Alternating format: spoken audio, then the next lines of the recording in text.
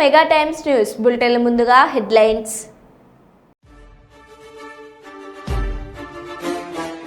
ప్రజా ఫిర్యాదుల పరిష్కార వేదిక కార్యక్రమంలో కర్నూలు జిల్లా కలెక్టరేట్ ని కలిసిన మాజీ ఎమ్మెల్యే కాటసాని రాంభూపాల్ రెడ్డి. TUWJF ఉమ్మడి వరంగల్ జిల్లా ఉర్దూ వర్కింగ్ జర్నలిస్టుల ఆధ్వర్యంలో క్రికెట్ టోర్నమెంట్. పథకాల అమలుపై నిజామాబాద్ జిల్లా కలెక్టరేట్లో సమీక్షా సమావేశంలో పాల్గొన్న బీఆర్ఎస్ ఎమ్మెల్సీ కల్వకుంట్ల కవిత. చెన్నైకి చెందిన శ్రీ వర్ధమాన్ జైన్ ఆదివారం TTD ట్రస్టులకు 6 కోట్ల రూపాయల విరాళం అందించారు.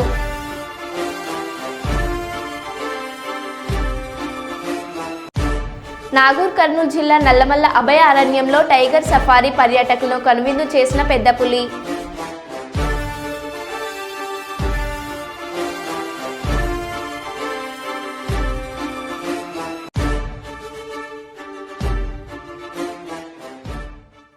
ఇక వివరాల్లోకి వెళ్తే, కల్లూరు మండలం బస్తిపాడు గ్రామంలో కె రామ్మోహన్ రెడ్డి 20 సంవత్సరాలుగా చౌక దుకాణంకు డీలర్గా పనిచేస్తున్నారు.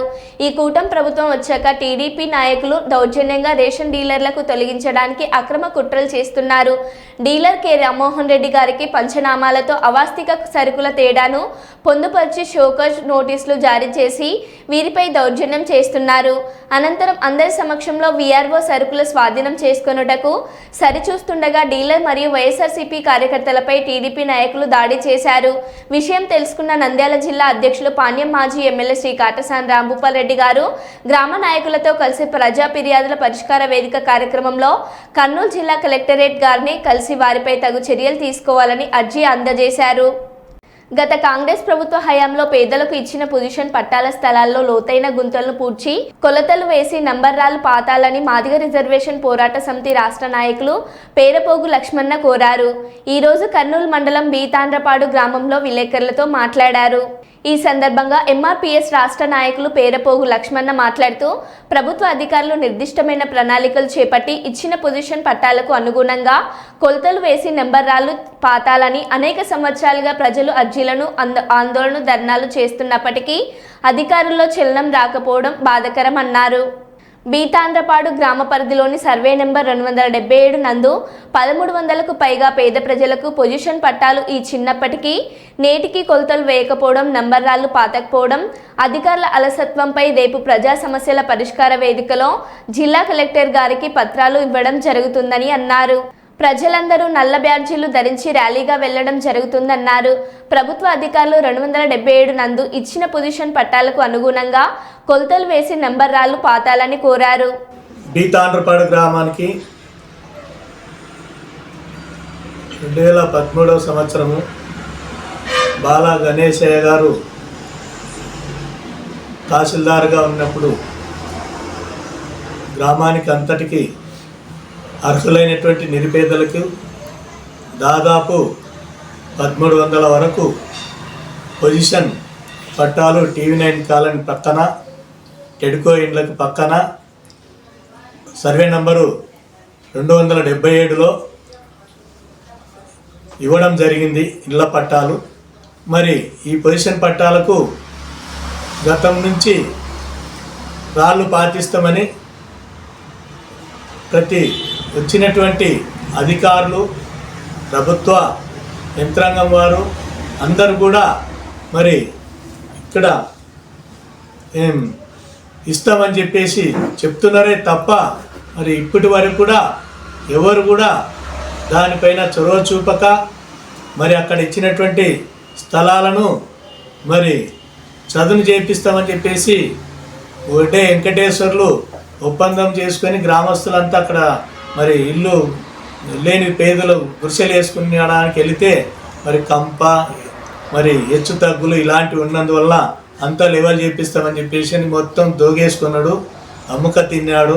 ఆయన పైన కూడా మరి SP గారి దగ్గర మేము ఖచ్చితంగా కంప్లైంట్ చేస్తాం, అది లెవెల్ చేపిస్తానని చెప్పేసి దోక్క తినేసినాడు. మరి దానిపైన చేస్తామనుకుంటేనే కాలయాపన జరుగుతూ మార్పు జరగడం జరిగింది MROలు. మరి ఇప్పుడు కూడా ఆయనే వచ్చారు రమేష్ బాబు గారు. మరి ఇప్పటికైనా దానికంటూ మరి వాళ్ళు స్థిరంగా పాతించి మరి రోడ్లు వేయించి ఖచ్చితంగా గ్రామస్తులకు న్యాయం చేస్తారని ఇల్లు లేని నిరుపేదలందరూ ఆశ పెట్టుకున్నారు. మరి మా వైపు కూడా అన్న ఖచ్చితంగా దీనిని సాధించుకోవాలని చెప్పేసి కూడా మమ్మల్ని కూడా బలపరుస్తూ మరి అడుగుతూ ప్రజానికమంతా మేము అప్పుడు కూడా పోరాటాలు చేసి సాధించినాం కాబట్టి మరి వస్తున్నారు, మరి అడుగుతున్నారు కాబట్టి దీని పక్షాన మరి నిలబడి ఖచ్చితంగా న్యాయం చేకూర్చేంత వరకు మరి ప్రజలకు వెంట ఉంటామని, మరి అంతేకాకుండా సాధించుకోవడానికి మేమంతా గ్రామస్తులం మమేకమై ఖచ్చితంగా మరి కలెక్టర్ గారి దృష్టికి తీసుకెళ్తాం, రెవెన్యూ యంత్రాంగం దృష్టికి, మరి ఆర్డీఓ ఎంఆర్ఓ గారి దృష్టికి తీసుకెళ్ళి సర్వే దానిని చేయించి రాళ్ళు పాటించే విధంగా ఎమ్మెల్యే గారిని, మరి అదేవిధంగా ఇప్పుడున్నటువంటి ప్రభుత్వం ఇన్ఛార్జి టీడీపీ మరి ఎమ్మెల్యే బొగ్గుల దస్తగిరి గారికి, అదేవిధంగా టీడీపీ ఇన్ఛార్జ్ అయినటువంటి కోడుమూరు సీనియర్ నాయకులు మరి డి విష్ణువర్ధన్ రెడ్డి గారికి అందరికీ మరి విన్నవించి ఖచ్చితంగా ఆ యొక్క సమస్య తీవ్రంగా 13 నుంచి మొదలుకుంటే ఇప్పటికీ మరి 13 సంవత్సరాలు కూడా అవుతున్నప్పటికీ మరి దానిపైన ఎవరు చొరవ చూపడం లేదు. మరి నాయకులు కూడా వస్తున్నారు, గతంలో ఎమ్మెల్యేలు అక్కడ వచ్చి స్థలాల దగ్గర వచ్చి టెంట్లు వేసుకొని అందరూ ఎండకి వానకి అక్కడ ఎదురు చూస్తే వచ్చి ఒట్టి హామీలు ఇచ్చిపోతున్నారే తప్ప మరి ఇప్పటి వరకు కూడా దానిపైన ఒక నిర్దిష్టమైనటువంటి ప్రణాళిక తీసుకొని సర్వే చేయించి రాళ్ళు పాటించి మరి గ్రామానికి న్యాయం చేకూర్దామని చెప్పేసి మనసు పెట్టి ఏ ఒక్క నాయకుడు కూడా ముందుకు రాలేదని చెప్పేసి కూడా తీవ్రంగా పట్టాదారులు అందరూ కూడా మహిళలు అందరూ ఇంటింటికి ప్రతి రేషన్ కార్డు ఉన్న వారికి అందరికీ ముట్టినవి వాళ్ళందరూ కూడా పట్టుకొని వచ్చి చాలాసార్లు ఆందోళన చేపట్టడం జరిగింది. మరి 40 సంవత్సరాలకు పైగా సేవలందిస్తూ దక్షిణ భారతదేశంలో అగ్రగామిగా గుర్తింపు తెచ్చుకున్న లలిత జ్యువెలర్ ఇప్పుడు ఒకేసారి 3 షోరూంలను ప్రారంభిస్తుంది. హన్మకొండ నగరంలో నూతన బ్రాంచ్ను MP Kadiyam Kavya, MLA Nayan Rajender Reddy, mayor Gundu Sudharani, Lalitha jeweller MD Kiran Kumar ప్రారంభించారు. కస్టమర్లకు తయారీ ధరకే బంగారం, వజ్రాభరణాలు అందించేందుకు సిద్ధంగా ఉన్నామని ఎండీ కిరణ్ కుమార్ అన్నారు. ఇతర బంగారు షాపుల్లో లభించే వాటితో పోల్చి నచ్చిన చోటు కొనుగోలు చేయండి, గ్యారంటీ చెక్ చేసి కొనుగోలు చేయాలని సూచించారు. ప్రారంభ ఆఫర్ బంగారు నగలపై తరుగులో 2% తగ్గింపు, వజ్రాభరణాలు క్యారెట్కు 6,000 రూపాయల తగ్గింపు ఇస్తున్నారు.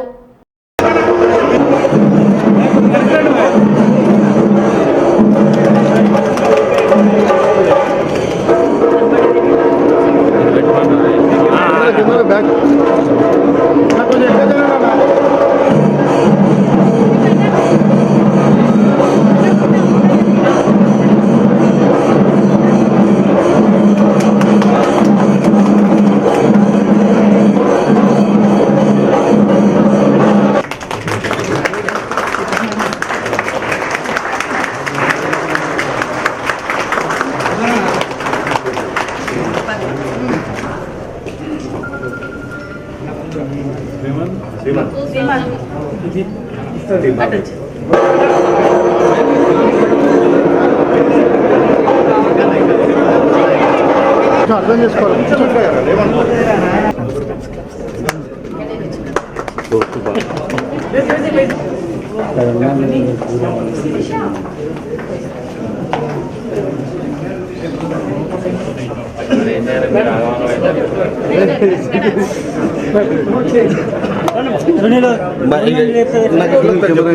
నాకు ఎట్లా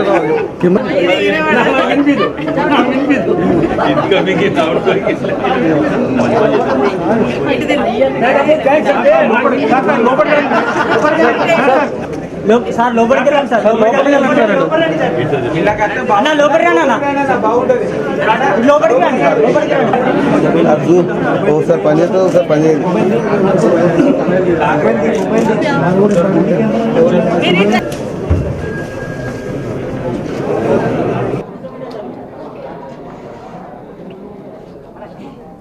డబ్బులు ఊరికే రావు అనగానే మహిళలకు ప్రత్యేకంగా గుర్తొచ్చేది కిరణ్ గారు.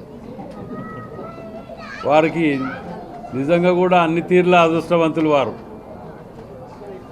యాడ్కి ఈ రోజులల్లో కోట్ల రూపాయలు తీసుకుంటున్నటువంటి వారికి ఇవాళ వారి యొక్క బ్రాండ్ అంబాసిడర్గా తయారైనటువంటి వారు కిరణ్ గారు. అంతేకాకుండా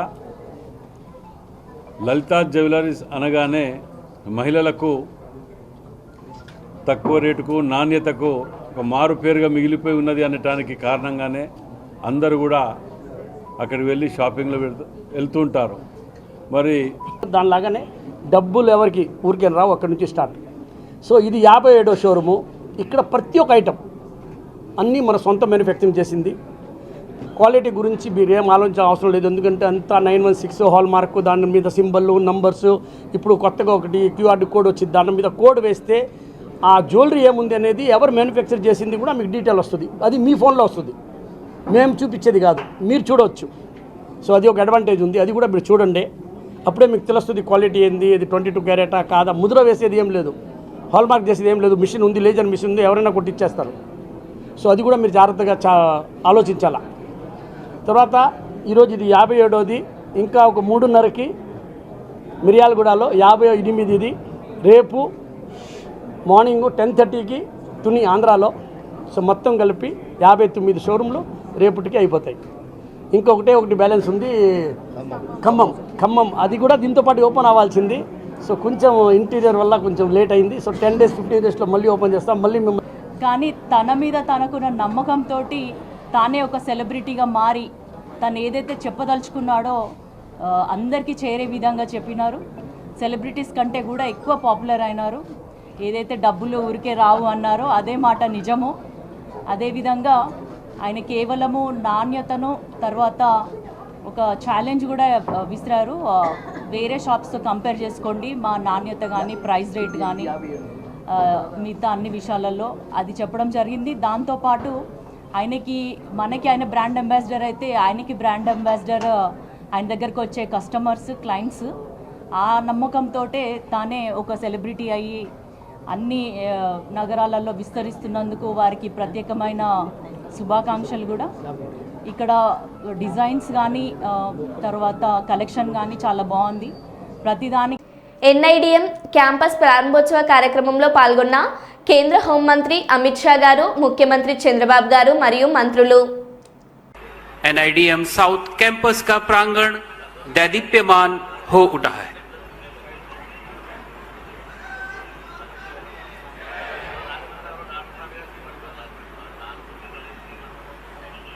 हालांकि मुख्य अतिथि महोदय अभी दूसरे कैंपस में हैं, लेकिन यहां पर जो सभी सम्मानित अतिथि हैं उनका उत्साह देखते ही बनता है। नारा लगाकर भारत माता की जय के उद्घोष के साथ मुख्य अतिथि महोदय का स्वागत यहां पर भी किया जा रहा है।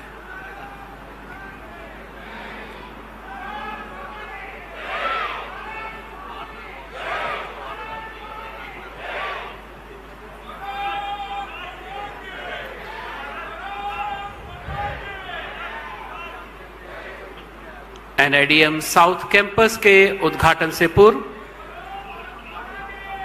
पूजा अर्चना का आयोजन किया जा रहा है।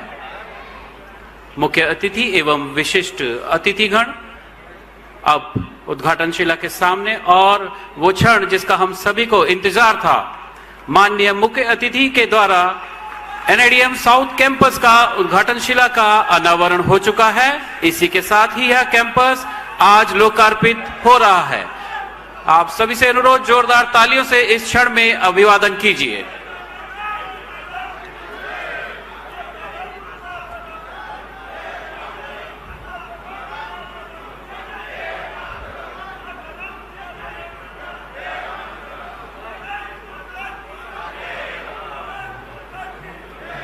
विशिष्ट अतिथियों द्वारा भी पुष्पांजलि अर्पित की जा रही है।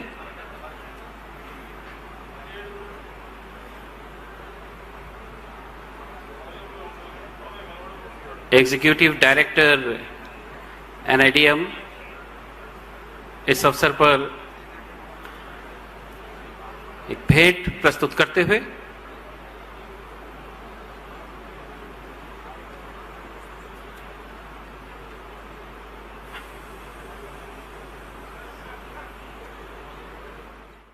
నాగూర్ కర్నూలు జిల్లా నల్లమల్ల అభయ అరణ్యంలో టైగర్ సఫారీ పర్యాటకులను కనువిందు చేసిన పెద్ద పులి.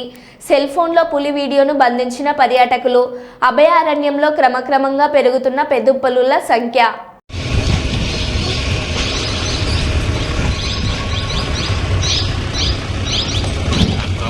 కొద్దిగా ముందుకు వద్దు.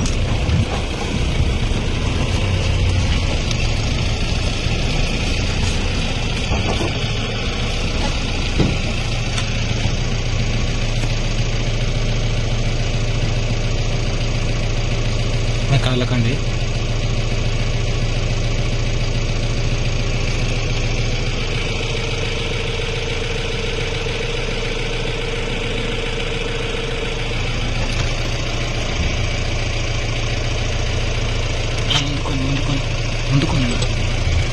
ముందుకు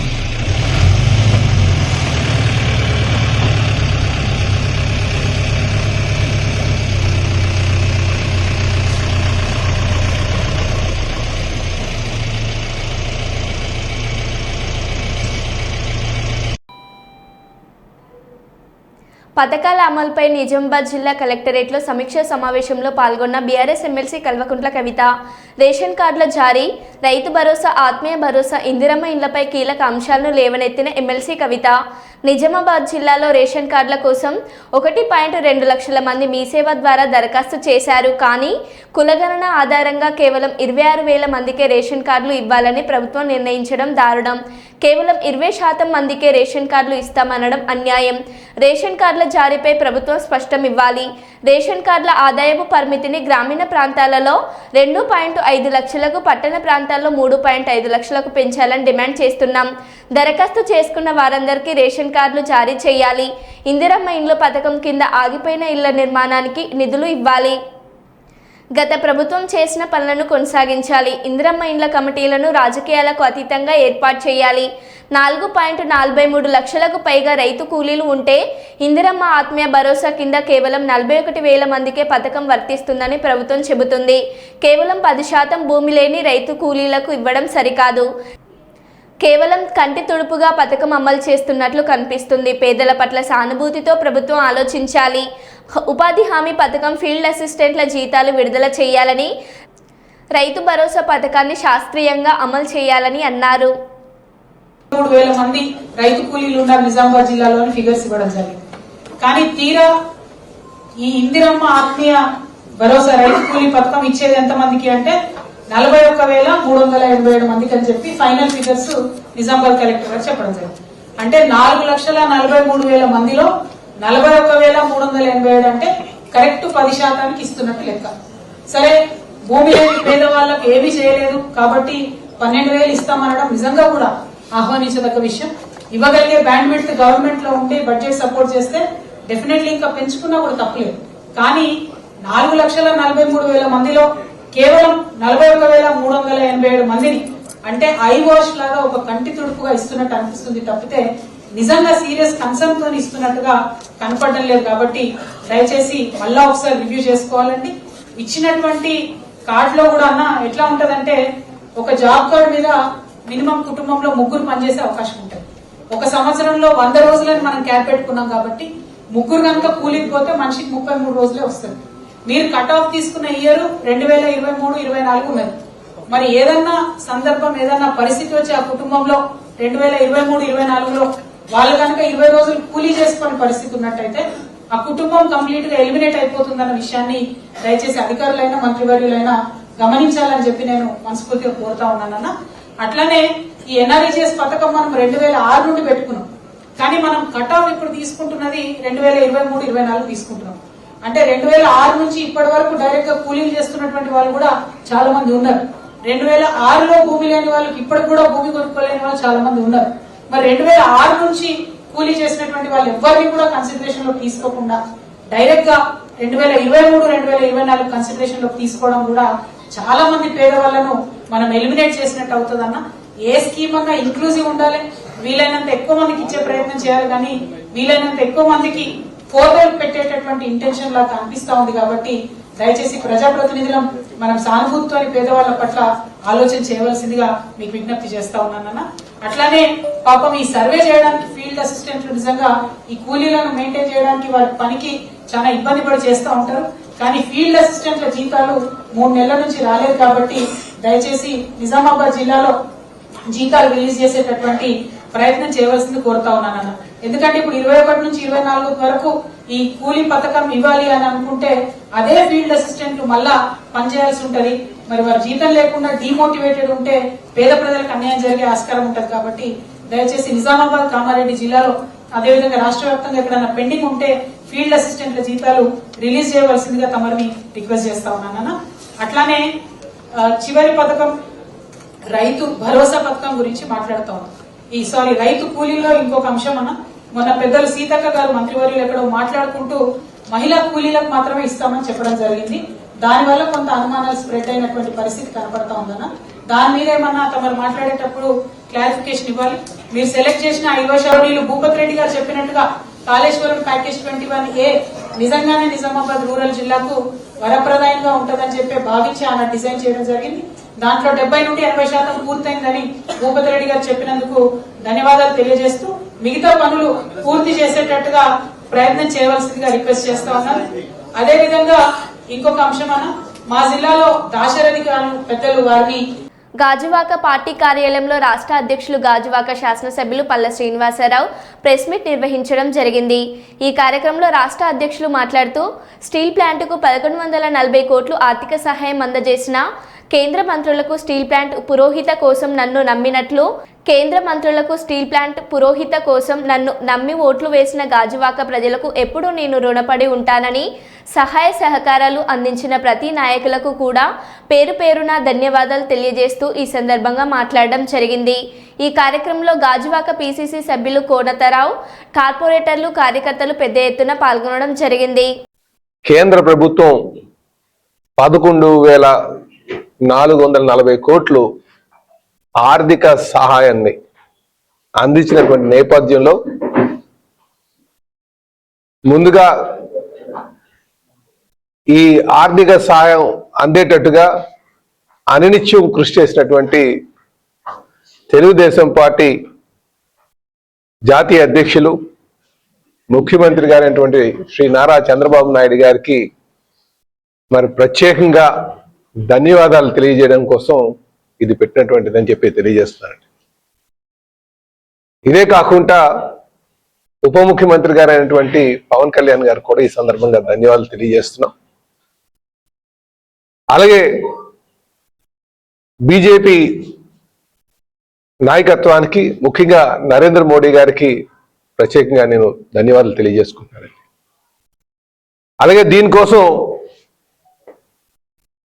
ఈ సెంటిమెంట్ని ముఖ్యంగా ఈ ప్రాంతానికి, ఇటు గాజువాక ప్రాంతం కావచ్చు, విశాఖపట్నం కావచ్చు, ఉత్తరాంధ్ర ప్రాంతానికి సంబంధించి ఇది ఒక సెంటిమెంట్. ఇది ఆంధ్ర ప్రాంతంలోనే అందరికీ కూడా స్టీల్ ప్లాంట్ అంటే ఒక భావోద్వేగం. సో ఈ సెంటిమెంట్ని గౌరవిస్తూ దీనికి సహకారం అందించినటువంటి మరి ముఖ్యంగా స్టీల్ కేంద్ర మంత్రి గారైనటువంటి కుమారస్వామి గారికి, అలాగే స్టీల్ సహాయ మంత్రి అయినటువంటి శ్రీనివాసరావు గారికి ప్రత్యేకంగా ధన్యవాదాలు తెలియజేస్తున్నాను. అలాగే మా యువ నాయకులు ఎంపీ గారు శ్రీభర్త గారు, ఆయన గెలిచిన దగ్గర నుంచి కూడా అందరితో కోఆర్డినేట్ చేస్తూ ఎలాగైనా చేయాలి, ఎలాగైనా దీనికి ఆర్థిక సాయం అందించాలి, నేను ఆదుకోవాలి ఈ ప్లాంట్ అని చెప్పి వారు ఆ యువ నాయకులకి కూడా ఈ సందర్భంగా నేను ప్రత్యేకంగా భర్త గారికి, ఎంపీ గారికి నేను ధన్యవాదాలు తెలియజేసుకుంటున్నాను. అలాగే ఎన్డీఏ పార్ట్నర్స్ కి, ముఖ్యంగా ఈరోజు ఇది సమిష్ట కృషితో సాధించుకున్నటువంటిది. అటు ఎన్డీఏలో ఉన్నటువంటి మా తెలుగుదేశం, జనసేన, బీజేపీ ఎంపీస్ అందరూ కూడా ఎలాగైనా ప్లాన్ ను పరిరక్షించాలి, దీన్ని ఆదుకోవాలి, కొన ఊపిరిలో ఉన్నటువంటి ప్లాంట్ ని ఆదుకోవాలని చెప్పేసి అందరూ కూడా శక్తి వంచన లేకుండా అందరూ సహకారం అందించారు. ఈరోజు ఇది మనం కాపాడుకోగలిగామని చెప్పి తెలియజేస్తున్నాను. కనుక దీనిలో ముఖ్యంగా వీళ్ళందరితో పాటు ప్రజల యొక్క, ఇక్కడ ఉన్నటువంటి ప్రజల యొక్క మనోభావం, అలాగే నిర్వాసితులు, ముఖ్యంగా నిర్వాసితులు ఎవరైతే భూములు, ఇల్లులు ఇచ్చినటువంటి వారు ఉన్నారో, త్యాగం చేసినటువంటి ఉన్నారో, వాళ్ళ యొక్క మనోభావాలను అర్థం చేసుకుంటూ, అలాగే కార్మికుల యొక్క ఆలోచన, వాళ్ళ యొక్క భవిష్యత్తును దృష్టిలో పెట్టుకొని మీ అందరూ వీళ్ళందరూ కూడా సమిష్టి కృషితోనే ఇది చెప్పాలంటే ఈరోజు ప్రజలు, నిర్వాసితులు, కార్మిక సోదరుల యొక్క సమిష్టి కృషితోనే ఇది సాధించుకోగలిగామని కూడా ఈ సందర్భంగా తెలియజేస్తున్నానండి. కనుక నేను మరొకవారు మీ మీడియా ద్వారా కేంద్ర ప్రభుత్వానికి ధన్యవాదాలు తెలియజేసుకుంటూ, ముఖ్యంగా